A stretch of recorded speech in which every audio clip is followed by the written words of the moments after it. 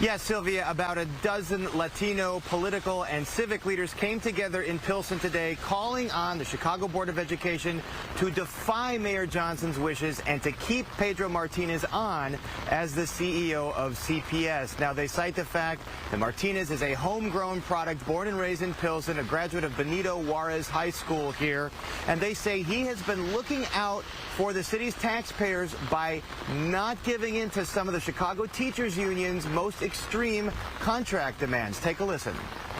Lori Lightfoot did a search for the next leader of CPS, and they found somebody local, somebody that they could trust, somebody that could lead this district, knowing exactly what it was needed, that leadership, someone that understood the educational system that we have. It is obvious why Pedro Martinez was chosen. Let's be very clear. Let's be very, very, very clear.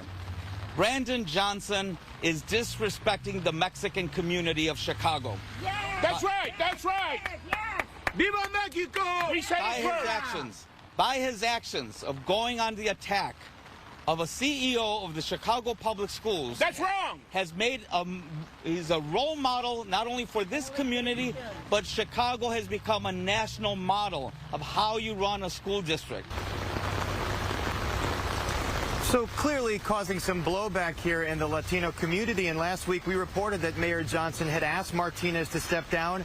Martinez said he would not. Now he has a contract that requires the board to give him 6 months notice before terminating him, and then they have to pay him 5 months severance on top of that. CTU officials have engaged in a public and behind-the-scenes campaign to oust Martinez as the two sides are in the midst of contract negotiations. School district has offered 5% yearly raises. CTU has asked for as much as 9% and higher staffing levels. Those are demands that Martinez has said would bankrupt the already financially troubled school system. Now, last night we caught up with CTU President Stacey Davis Gates, who says Martinez just isn't cutting it. Do you want the board to remove Pedro Martinez? Would you call them to vote to terminate him? I want the Chicago Public Schools. I want the Chicago Board of Education. I want the CEO of the Chicago Public Schools. I want the Mayor of Chicago. I want the Governor of Illinois to fully fund the Chicago Public Schools.